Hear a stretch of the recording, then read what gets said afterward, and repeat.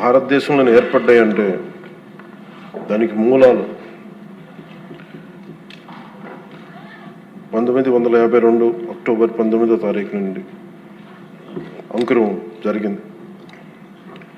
51 సంవత్సరాల వయసులో 58 రోజులు ఆమరణ నిరాహార దీక్ష చేపట్టిన పొట్టి శ్రీరాములు గారి త్యాగ ఫలితం ఆంధ్ర రాష్ట్ర ఏర్పాటు. దానిని ఆధారం చేసుకొని అనేక భాషా ప్రయుక్త రాష్ట్రాలు ఏర్పడ్డాయి. మన దురదృష్టం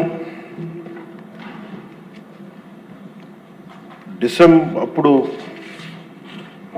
రాష్ట్రం ఏర్పాటు అయినప్పటి నుంచి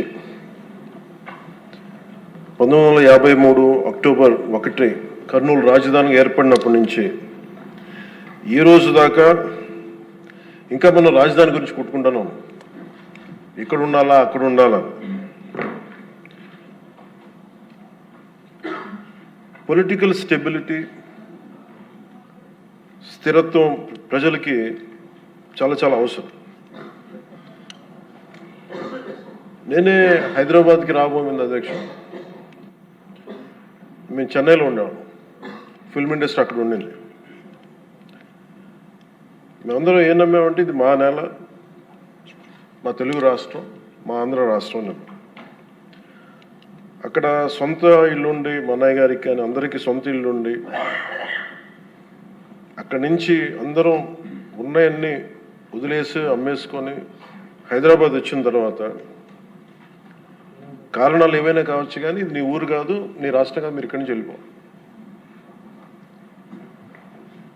పొలిటికల్గా వెళ్ళిపోవాలంటే ఇది కేవలం ఒక రాజకీయ నాయకుల వరకే గొడవ ఉంది, కేవలం శాసనసభ్యుల మధ్య గొడవ ఉంది అంటే అది వేరేగా చూసేవాళ్ళమే. కానీ సగటు ప్రతి ఆంధ్ర పౌరుడి మీద దాని ఫలితం దాని ప్రభావం చూపించింది. నాకేమనిపించిందంటే ప్రత్యేకించి చిన్నప్పటి నుంచి అందరం దేశం అంటే ఇష్టం, జాతీయ భావాలు, నేషనలిజం, ఈ భావాలతో పెరిగి భాష కానీ, కులం కానీ, మతం కానీ ఇవన్నీ మనకు చాయిస్ లేవు, ఇక్కడ పుట్టామనుకుంటాం. కానీ లోపల భావం అంతా జాతీయతే ఉండేది, జాతీయ భావాలే ఉండేవి అందరు. అలాంటిది ప్రాంతీయత, ఉప ప్రాంతీయత, రీజనలిజం, సబ్ రీజనలిజం తోటి మళ్ళీ ఇక్కడికి వచ్చేటప్పటికి నాకు గుండె లోతులోంచి ఉద్వేగం, ఆవేదన కలిగి జనసేన పార్టీని స్థాపించడం జరిగింది. అలాంటి సందర్భంలో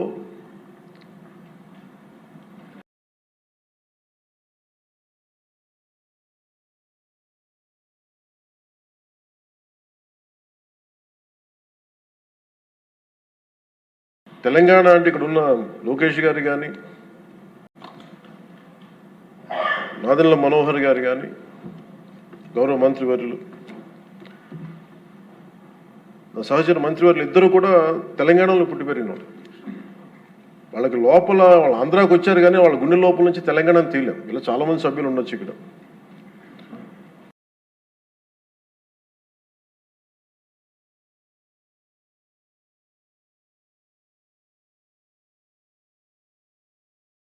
నేను మా నాన్నగారు నెల్లూరులో పనిచేసేవాళ్ళు కాబట్టి పుచ్చలపల్లి సుందరయ్య గారు లాంటి వాళ్ళు తెలంగాణ ఉద్యమానికి ఎలా పనిచేశారు ఇవన్నీ మేము ఇప్పుడు చిన్నప్పుడు కథలుగా వింటూ ఉండేవాళ్ళం.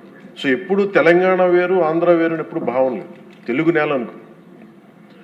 కానీ లేదు, మీరు విడిపోయిన తర్వాత సహజంగా ఏం జరగాలి అధ్యక్ష? అప్పుడున్న కాంగ్రెస్ ప్రభుత్వం ఏం చేసి ఉండాల్సింది? ఇంత నష్టం జరగబోతుంది, ఇన్ని కోట్ల మంది ప్రజలు విడిపోతున్నారు, ఇట్స్ కైండ్ ఆఫ్ పార్టీషన్. ఇలాంటి విభజన జరుగుతున్నప్పుడు ఎలా ఆలోచించి ఉండాల్సింది? బాధ్యతగా అప్పుడున్న కేంద్ర ప్రభుత్వం కానీ, కాంగ్రెస్ లెడ్ యూపీఏ కేంద్ర ప్రభుత్వం కానీ